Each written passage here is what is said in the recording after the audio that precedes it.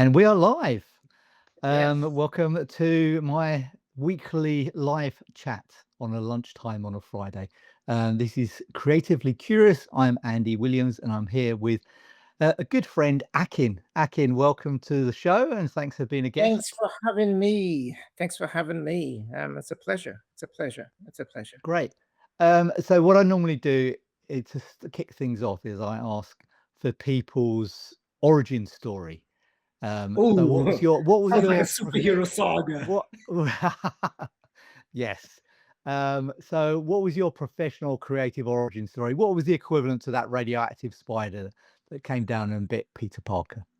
I think mine is more like a mutant, more like a mutation, isn't it? Mine is more like Really? obviously you have your Superman that's kind of like from a different planet, and then you have your Spider-Man who's like a normal kid and gets bitten, and then you have the Wolverine who's just his ancient and he's more kind of grounded and it's like the next stage of evolution. Yep. Mine is it's probably in between. So ever since I was a kid, I've always been interested in very visual storytelling mechanisms. Right. Uh, and which I'm assuming for a lot of kids is pretty much the same. But what happens with time is sometimes kids kind of lose it and they kind of grow up. Right. If that makes sense. I never did. Mine just got worse. Yeah, but I never did. Mine just kind of got It was worse. a And chronic condition. There was no cure. exactly, it was a chronic impediment. And much to the frustration of my parents, because my parents, very typical sort of African background. It's like stuff that's considered to be either creative or sport. It was kind of looked down on. So Right. pretty much, Okay. yeah, it's kind of you're not really encouraged. And also the old world, the idea of making a living out of creative stuff is a bit abstract. It's like Yeah. Yeah. I can see that. you did things of the hand or you did things of the mind. So things of the mind is like you become a doctor or a lawyer, that kind of stuff, Yep. or you're a craft person. And with my parents, they were like, "Nah, you don't do the craft thing. You got to basically study to become one of these elite professions," which I just totally ignored. Yep. So eventually, in a way, I came to the UK and came in through the animation angle. I studied animation at Laureate University of the Arts, and then I got my first proper job at MTV Europe. Right. Wow. Yeah. And So what was that? What was that first job? So what did you so start as? so basically, my boss then was a guy called Peter Doherty. He was the creative director of MTV Europe, and he had this thing. Now it would be like an apprenticeship, but it Okay. wasn't. It was an apprenticeship, but it wasn't. So I came in as for it was a contract for 6 months. I was an associate producer, and it's like to get that job straight out of uni was weird. It was like Yep. I didn't even know what promos were. I Right. literally didn't know what a promo was. It's kind of like an invisible job, as it were. Mm. We see it, but we don't really know that there are people employed to actually make that stuff. Totally, totally. And what I think people would the other aspect of it, because that was my background as well, is that it's something that most people don't think very much of. But certainly when we were doing it, the people doing it thought about it a lot. A lot. It can't, That's the yeah, world. it kind of reminded me a bit of I can imagine that pool players, that within that world, not many people think about what goes into being a pool player, but for the people that do it, that's their world and It's their their world. focus. Yeah, And it's their world, but also they study it and they have their understanding of it is granular. They can totally. It's what's on the craft as outside, well. it's invisible. Yeah. So I remember like so basically when I left uni, I had like a show reel, and I mean I was like on the phone every single day speaking to like 20, 30 people every single day, and you're sending Yep. reels out VHS. You don't know what's going to come back, and then a letter came back 3 months later saying, "Oh, do you want to come in and chat to the CD?" So I went in there, and Peter D is like very New York. It's very very New York. Right. So it's rah, rah, rah, in the office, I'm sitting there thinking, "Oh my gosh." I was like, and I was like, this dude is intense. It's quiet, and he was the last breed of those people who I would say the last breed, but he looked at creativity from a very what's the word? I'll come back to it. I'll I come know back what to you it. mean though. There was that was an era where the creativity kind of, you had real champions for the creativity within that area, and they could be, they could be pretty forthright, Very, and very they strong and could, very mercurial people, yeah, personalities, fighting for that corner. and also they were respected, and they had a lot of power and a lot of sway back in the Yep, day. The totally. cities had a lot of sway. So I kind of basically learned under him. And then that was my introduction into the broadcast side of television, the formal side. And from there, it kind of segued out, and then I moved to Nickelodeon, where Right. became a director just before I kind of met you. And then from there, when I left Nickelodeon, decided to kind of venture out and do personal projects, which is how I got to do Apple Tree House, which got commissioned by the BBC, and we did that for a few years. And Great. then just But before we move on to that, just sorry, so kind of that, so your background there, you ran effectively the kind of the art, the graphic and design department within Nickelodeon when I was there, and I was yes, our team did we did the content that supported all the sponsorship and brand partnerships. yes, But you had kind of you had a you had kind of, you oversaw the kind of look and feel and style of Nickelodeon. And I remember within that, you do some really striking kind of original creative pieces as well. Really remember the piece you did where it was it was kind of an imaginative thing where you'd have the cardboard box it's that Cardboard Box Adventures. Yeah, that was it. And that was a stunning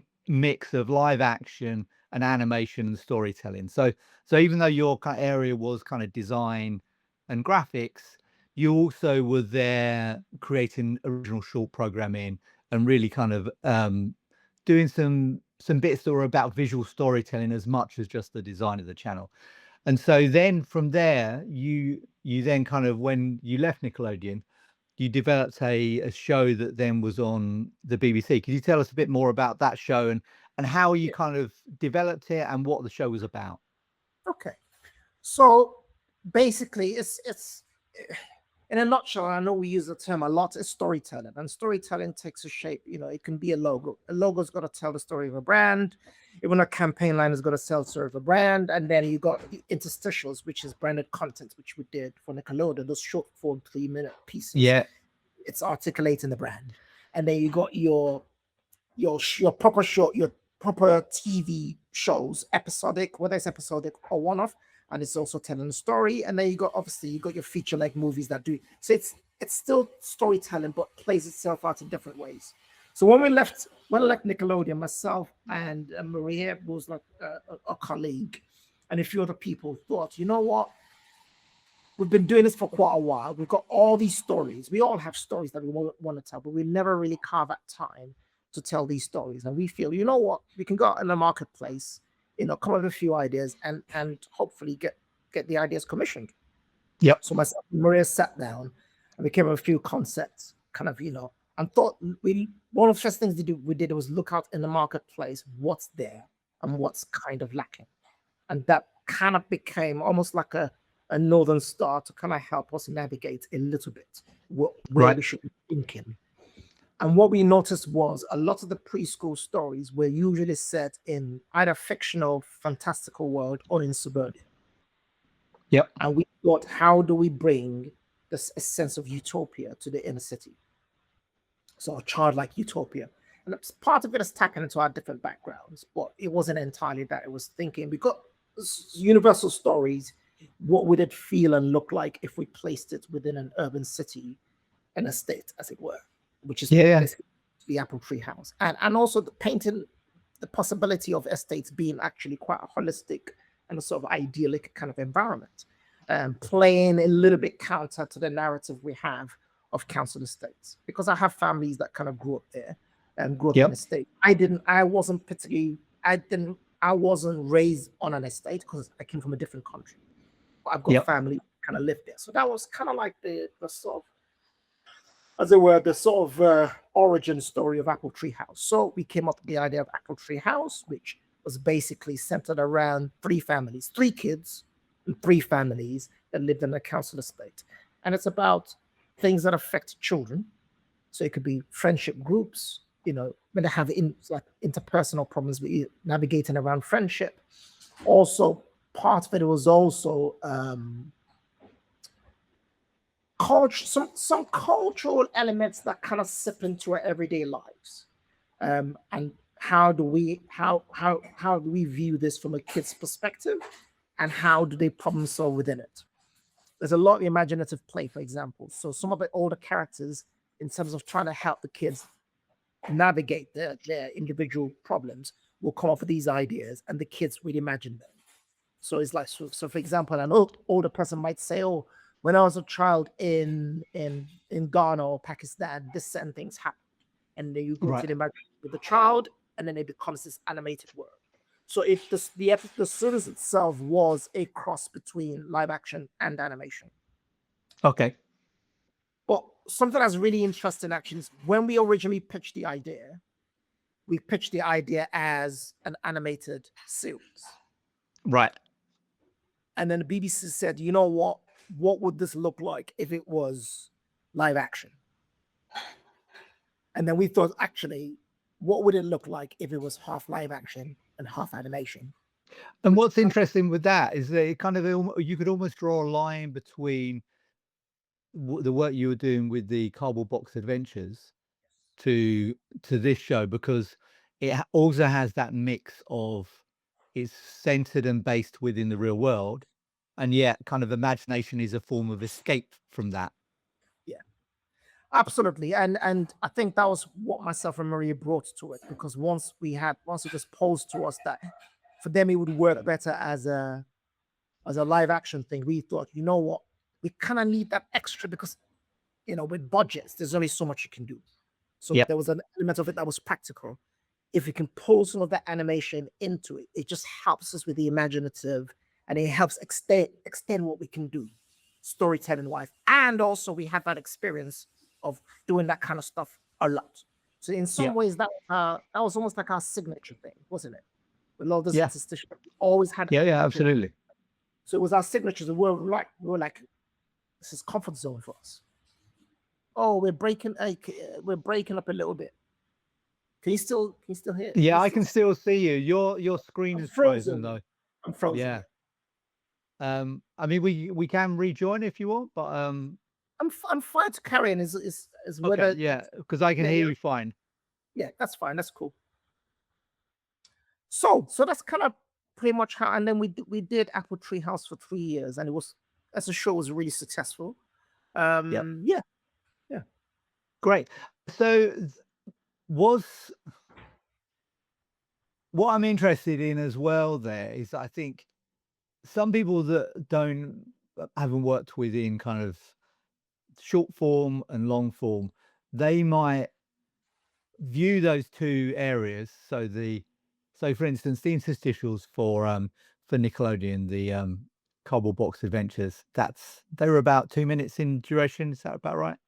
About about a minute and a half, 2 minutes max. About two Yeah, minutes. Yeah, 2 minutes. yeah. Yeah. And then Apple Tree was how long in terms of episodes? And that was about 12 minutes an episode. Yeah, so I think sometimes people kind of come to that and think, oh, obviously Apple Tree would be a bigger budget and you'd have kind of more resources. But I often think that with longer form stuff, actually you don't have the luxury of those big budgets, and actually that can be quite an adjustment and a challenge. Do you think that was that something that kind of that you noticed, or was there was there little difference between the two in that respect? Um, hmm. So I think 'Cause it's the multiplier, isn't it? Because yeah. obviously you're dealing with longer length and longer variants, and then obviously the process takes a lot longer and involves a lot. It's much more of a complicated machine. Because it's Yep. complicated, you need more resources to kind of help that play out.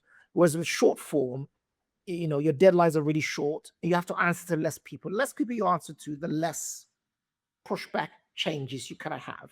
So I Yep. think from memory, I think and again, something to bear in mind is at that time when we were doing things like cardboard box cardboard boxes, the process was a lot shorter. If that was happening now, you'd have to go through different layers of approval. Whereas Yeah. then it was literally just myself and Peter Drake. That maybe also goes back to what you were saying about your first boss at MTV Yeah. being almost kind of like one of the last breed. I think you that was an era where the creative director ended up being having quite a lot of power, but they'd effectively work as almost like a I don't know, like a force field for their department. So I do think that actually creative departments during that time ended up having a fair amount of autonomy um, to be able to do what they wanted to do. And the other thing that I feel like you just don't have in the same respect is I remember you'd have effectively kind of image pieces or big channel kind of brand pieces where in some ways you had the kind of luxury of commercials without the deadlines of commercials. So you had the luxury of commercial budgets, Yes. but with actually quite a relaxed deadline because it was seen as being not something where there was an imperative to get it on air by Monday. It was more this is a channel statement, so we're going to get it right and we're going to spend money on it. I feel like that era has definitely passed. Oh yeah, that was cooked a long time ago. It's all it's not saying look we Sadly. want it's not yeah, it's just things have evolved and the process of getting creators signed off is a lot more loaded. There's Yep. more eyeballs, more opinions, and more levels. And even just a very simple thing like signing off strategy. Back then, you kind of had strategy, but not in the same way in which you have it now. Now it's got to be signed off of so many layers. It just takes a lot longer to get even very simple things through. It's a lot. It takes a lot longer, and because it takes a lot longer, it costs a lot more money now. If we were to do stuff like like cardboard box adventures now, it would probably exist in a totally different way. Yeah. How so whereas in kind of where do you think the industry and the market has shifted? What sort of trends can you see? Do you think stuff like AI is going to have a big impact on where things are going? You're talking about how there's much more sign off and approvals because people are much more kind of cost conscious in some ways. Do you think do you see AI as being able to help that, or do you think it's more of a threat to that? What are your kind of Well, it's thoughts both. on I think that? AI is a the emergence of AI kind of reminds me of when in hip hop music you start to have sampling and Right. sampling people in, and everyone is using it. Like if you look at like Public Enemies and Fear of a Black Planet or De La Soul, it was just okay. We just throw this, and it was like a barrage of stuff, and we did. People didn't really know how to place it, quantify it, how to control it, how to curate it. And I think we're Yep. kind of at that point now where we don't know what's legal, what's not legal, what can come back against the brand, what's permissible, what's not permissible. Yeah. I've Depending. always yeah, I've always thought that that was quite a good analogy because I mean, I was totally in my comfort zone at the beginning when you were talking about superheroes and comics because it was literally like uh, that was definitely the world that I grew up in. I'm less kind of familiar with hip hop and sampling, but my impression was that at the start it was more Wild West and people would just sample stuff and you wouldn't even if it was then published or kind of sold commercially it would be a bit of a gray area in terms of whether the track that was sampled would have any kind of copyright or any kind of revenue from that. Whereas now it's kind of much more like if you've used that sample from that record, that's gonna then kind of pay back to the original artist in some respect. And I think that's where we are at the moment is it's the Wild West. And we're trying to find a way of quantifying it and make sure we've got systems in place where if stuff is being used, if it's traceable, do we compensate the person who it's been so that's kind of where we are at the moment. A lot of big brands are very tentative and you have to Yep. sign these things where it's like you're not allowed to even use it. The smaller brands really don't care, and as long Right. as it makes the machine cost effective, cheaper, it means less from their pockets, and they don't care Yeah, because yeah. out there it disappears. It disappears into the ether, and they're on to the next thing. So I can see Yep. why brands are tentative because all you need is a lawsuit, and things are ground. Whereas the Yep. smaller, they can just slip under the radar. And it's pretty much going back to the hip hop analogy. It's pretty much the same. If you're like an independent band, you can sample from Out of Kingdom Come because you think no one's Yep. going to see. Or even Yeah, like a yeah. big art, and all eyes on the track. So it's kind of like similar. What I Yeah, yeah, I found can see that. Where I found it to be really super helpful is in development work. Okay. And I think a lot of companies are using it to develop, at least to sound ideas out and play around with things and see Yep. what's working and what's not working. It's stuff that's never seen on the outside. Yeah, yeah. Yeah. It's kind of it solves it to some extent, it solves the blank page dilemma. That kind of like sometimes in creative work, you just need something to get the ball rolling, and to get off that blank page. And so it helps get the creative ball rolling. I can definitely see that. But I think because AI in some ways is like it's like the great soulless machine. Yep. When you see stuff that's entirely driven or entirely produced by AI, but the machine, the mind behind it isn't particularly creative. You can sort of tell. Oh, totally. Somebody compared it to like the um the amount of AI that people end up passing their writing through, or even on something like LinkedIn or Substack, that it you can immediately see it. It's okay. It becomes almost like the equivalent of um, I don't know, cosmetic surgery or Botox. Do you know what I mean? It's something that it gives that slight sheen to everything, but you don't feel like you're um, I don't know. It feels like it's a bit cosmetic, really. Absolutely. So I think the great dangers, and I know from us creatives, we're very suspicious of things that may threaten our existential threat. That's because that's what it is. It does pose an existential threat to many of the skill sets that creatives have. Well, Yeah. at the very least, it provides it almost shrinks the workforce, as it were. Oh yeah, it's definitely there's definitely a job threat there. I feel like for me, sometimes I the thing with AI is that when people pitch AI, sometimes it's like, but that's the bit that I really enjoy doing. Why would I want to outsource that to a machine? So so for me, this is where I feel the future is. Is the Yeah, future is in letting AI do the heavy lifting for stuff that we don't really want to do. got it. So I give you a good example. And again, it still eats into the workforce because it's still taking even the most mundane thing. Totally. It's Somebody had to do the rotoscoping before, even if no one liked it. exactly, exactly. But then again, you could apply that to anything. It's like, you're talking about manufacturing, automation. It's the same thing. Automation is taking over somebody used to Totally. sew the stuff, and now it's a machine that does it. Yep. It's the same. So rotoscoping, for example. And Yep. my first job out of uni is a film called Flat World. It was done by Oh Tam. yeah, I remember that. I did the rotoscoping on Flat World. Right. And literally I almost went mad doing the job. No, I'm not even exaggerating. I can imagine. Morning into a light box, Right. basically like a big hole, put this black fabric over my head. And it was all on 16 mil film. Wow.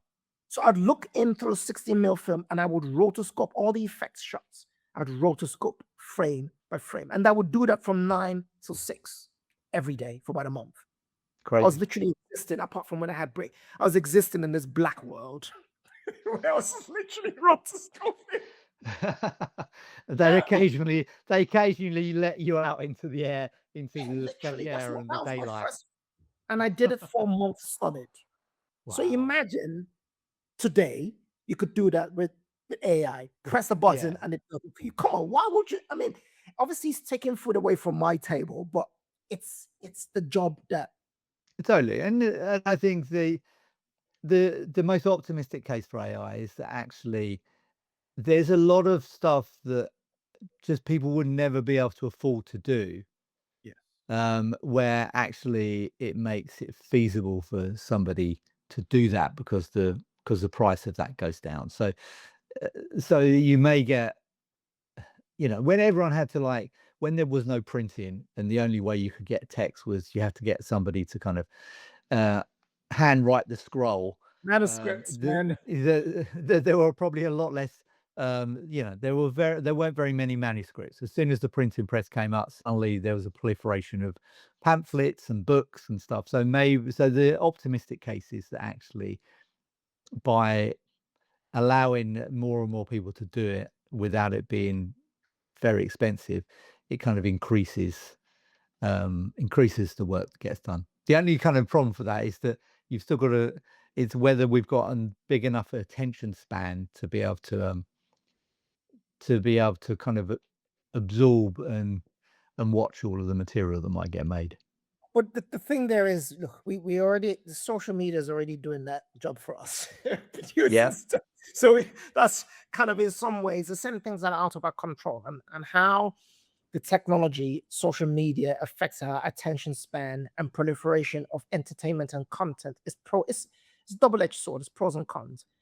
yeah, Now we're seeing stories that would never have been told by your traditional platforms back in the day. absolutely. Yeah, yeah, And some of that stuff is genius. Some of that stuff is great. I watch stuff every day that would never have gotten commissioned. And people have yeah, been able to tell the stories. So the same grace will be extended to animation, where previously there wasn't the budget or the gatekeepers would not allow certain stories to be told because they don't understand those stories. But now, absolutely. technology, people are going to be able to access those stories. It's for good or for ill. It's I think it's just one of those things that it will happen. Yeah, yeah, absolutely. Yeah, It's out there. I completely agree with that. I think that sometimes sometimes I worry that kind of there's a rush to kind of to put more and more sort of censorship or rules around social media, and I kind of understand all of the worries and concerns about that. But I also you want to do it in such a way that it doesn't throw up obstacles for people to be able to kind of use those tools and express themselves because yeah, you're right. The old the old system had a lot of stuff that was great about it, but it also sometimes it wasn't that easy for people to get through those gatekeepers. Well, I think it's near impossible for some people. I've been to some of these events where you're looking around and you're thinking, if I was on the outside and I had a story to Yeah, tell, there's no one here that even understands that there's a market for that story because everyone's cut from the same cloth. absolutely. I've, Yeah, I've yeah, seen, absolutely. Yeah, yeah, and me too. And it's not a good or a bad thing. It's just that they're blind spots. We all have blind spots. We all have cultural blind spots, you know. Totally, totally. And They've just got no frame of reference to understand that this means something to people. yeah, absolutely. And I think the internet the on its own has been the great sort of, it's created that level playing field to certain Oh, degree. yeah, To it's been a great me, equalizer. it's a pretty great equalizer because now I can access any story from any part of the world, and there's Yeah. no one standing in between me and that story. Yeah, yeah, Well, it's that absolutely. big democratization of storytelling. Going back to the AI thing, is the big question is for us creatives, how do we harness the fire? Yep. That's how do we first? Because I know a lot of creatives who are like, no, it burns, the whole burns, it burns, and that's on one extreme. And then Yeah. the other extreme is, you see a lot of content where you can tell like 99.9% of it is AI. Yeah, you can.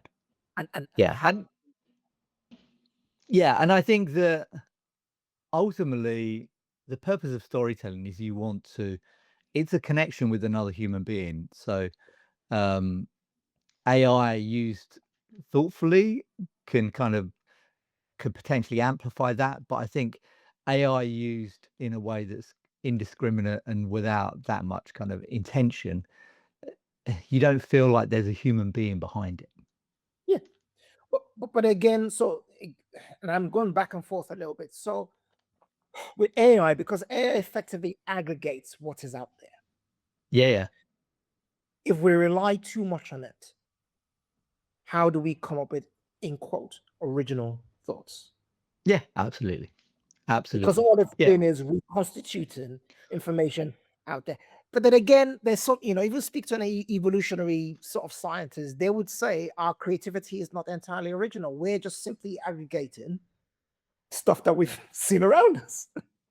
Yeah, I mean, I think, I mean, it's such a mysterious thing, isn't it, creativity? So, I'm always a bit skeptical about the the argument that says that we only aggregate. I mean, maybe partly we do, but it's also, you know, um, how you're feeling on the day has an Yeah. influence on the stuff you're doing. I'm currently in New York on some work stuff, and I'm in a really hot, sweaty room without any air conditioning. And so I imagine that if I was then creating something, that would probably feed into it. Do you know what I mean? Lots of stuff, environmental stuff that wouldn't that wouldn't be reflected in just a machine spitting out. But the question is, can that be simulated by AI if it's prompted? Who knows? Yeah, that's the thing. I mean, maybe it could, but there's something. It goes back to that cosmetic thing again. There's it feels kind of hollow because it feels like it's a simulation. It's not really. It's almost the problem with that because I think I'm not kind of dismissing that AI has lots of value, but the problem with well, is there a way in terms of is there a way to simulate how I'm feeling and have that then also reflected in what AI produces? Everything ends up having to be so intentional. Do you know what I mean? Everything has to be to write a prompt, it's gotta be so kind of conscious and intentional, whereas a lot of stuff that we love in sort of creative work is unconscious. Yes, but again, it's not like AI will prompt itself. So you give the analogy of you being in New York, it being really hot, and that affecting your mind state. But Yeah. if you were prompting, that would affect your mind state if you were prompting. Yeah, yeah, I can see that.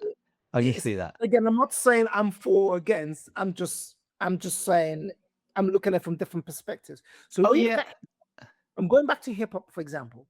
Yep, Back to hip hop. So one of the key parts of hip hop is the scratch yep, that was discovered by accident. brilliant. Yeah. There's a great And line where it says, "Accidents are the portals of discovery." that's it. And with AI, as we know, there are loads of accidents in AI. You accident go left, it goes right. You say you should go up, it goes down. Yep. So, and again, I'm not putting myself out there as a massive advocate for AI. I'm just trying to see we can't put that fire back into we can't put it back we can't put it back into the box. Yeah. No, I get it, and you're kind of as kind of it's a very creative attitude to be kinda open to what something can do. It's a new tool, so you kind of so there's always gonna be that curiosity to try and work out, well, is there something we can use? Is there some way to kind of use and apply this? And I think particularly for creatives where their teams are getting smaller and smaller, the budgets are being reduced, the ability to maybe take a little bit of that stuff into your own hands and use use AI to amplify the areas where you might not have the resources to do that. That's going to become more and more, I think, a conversation. And I think once the systems around AI usage commercially become clearer, those who are most apt in terms of how to navigate the space. Because what using AI for accounting is very different to using AI for creatives, knowing which are the best systems to use and how to jump from one to the other. Yep. Those who are the quickest or those who are the most apt at using it will survive. And I think I think for creatives, we all need to kind of get a sense of what's out there, what's best to use for certain tasks, and just to kind of familiarize ourselves with it, Yeah. regardless of you may not end up using it, but at least be familiar with the terrain. I think the danger is the sort of like the purest outlook of no, no, we don't want to know it's wrong, we don't want to do it. It's almost like an ideological take on it. Yeah, yeah, absolutely. And there's definitely a danger that then the world moves on and you're left behind. Yeah, absolutely. Yeah. And I think certainly on the side of the artists, we need to continuously immerse ourselves in creative thinking. We can't use AI to replace thinking. Yeah. Constantly think, but also we consume. We constantly consume things that kind of it helps feed the spirit, because then Yeah, in turn, absolutely. that kind of affects everything you're doing. It Yeah. gives you an And insight. I always think there's an element with AI that everyone has the tools. And so unless you're thoughtful about how you're using it and don't necessarily use it as a creative crutch, Yeah, um, then you'll end up producing work that looks very similar to the work everyone else is producing. yeah. And you end up having work that, as you said, you kind of like the gravitational pull of AI is to pull you into the center. Yes. So you end up having work that can look pretty homogenous and kind of looks a bit like um, a world in which everyone has lots of Botox creatively. Well, absolutely. But and again, if you think about the emergence when 3D art first started to emerge, it was a kind of similar fear that 3D work it had a certain kind of look and feel that made everything look really sterile and cold and Yeah, yeah, lifeless. yeah, I remember very, very clearly the first forays into 3D animation was like, oh, it looks rubbish, it looks cold, it looks lifeless, and it did. But again, things will evolve quickly and they will evolve fast. I'm seeing the difference between AI films made 3 years ago and now. They're like on a different universe. yeah. I can see that. I can see that. And I can see in the next Yeah, 3 4 years, it's it's gonna move on again. yeah. Yes. Well, lots to think about. That was great, and so thanks so much for kind of taking the time to have a chat about it. It's an absolute pleasure. I have to say, I was dreading it. Oh, 'Cause I was there's no reason for you to dread it. You're great, and you kind of you're so kind of insightful on all of that stuff. So it's great to kind of great to chat through it all. absolute pleasure, man. I really enjoyed our chat. Absolutely. So yeah, and Great. I look forward to seeing you very soon. Y- Let's try and do Yeah, another yeah, link soon. Cool. yeah, that would be great. All right, thanks, Akin. Have a lovely day, See you man. later. Take care of yourself. Cheers. Speak You to you too. soon. Bye. Bye. Cheers. Bye. Bye.